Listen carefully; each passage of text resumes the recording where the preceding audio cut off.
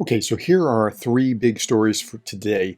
It is Thanksgiving, Thursday, November 23rd, 2023. So Putin had to actually hear what other leaders were thinking about him at the G20. And so it kind of pushed him a little Usually off doesn't say. balance. Listen to He this. called the war a war. He didn't call it a special military operation in Ukraine. That's what he usually calls it. And he also labeled it a tragedy, as you pointed out. That's new. That's different. He was reacting and he went off script. I watched the speech. He put his hmm speech down and then he went ad libbed when he was responding to those leaders that you just mentioned. It was irritating to him, just like you said. He had to listen to other people criticizing him and he pushed back and he played the whataboutism game, right? And in particular, what about Gaza? What about what's happening there? What about the Middle East? Not about what's happening in Ukraine, as a way to defray the criticism of himself. Yep, and that's exactly right. He was knocked off balance by having to put up with other people that were challenging his opinion. That's a hard thing to do for a dictator, and we should probably feel sorry for him.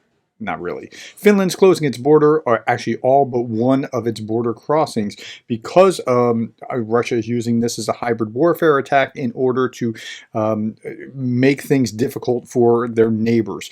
And so they closed just all but one location at the very top of like the Arctic.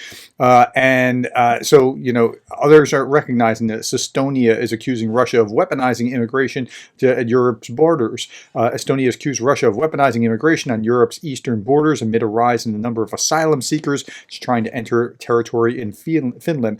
Latvia is also taking up. The Latvian defense minister went a step further, blaming the Russian president, Vladimir Putin, who he described as the puppet master. There's a reason why Estonia and Latvia, which were the Baltic states that were enfolded into the former Soviet Union, that were actually became part of it. They were grabbed up, and so they're very hawkish about what's going on in Ukraine. Okay, last article. This lady here is a new hero. I'm an American spending Thanksgiving as a combat nurse under fire on the front line in Ukraine. Her name is Rebecca Mikrowski, 28. She moved from Denver, Colorado in 2022, March 2022, as a travel nurse. So I went to the Ukraine Minister of Health saying, "Hey, listen, do you need nurses?" And they said, "Yes, come on down." Started doing evacuations, and then I noticed that soldiers didn't have first aid kits. They weren't receiving a lot of medical training, so I started doing both. And she has evacuated over 1,000. Not everyone made it, but she evacuated over 1,000 Ukrainian soldiers, and that's awesome. Sometimes I feel like I wish I could do more. I'm not doing enough. I was not guilty, like I didn't do anything, but I wish I could find avenues of being able to do even more and project out more to be able to be more helpful. But you do what you can with what you have.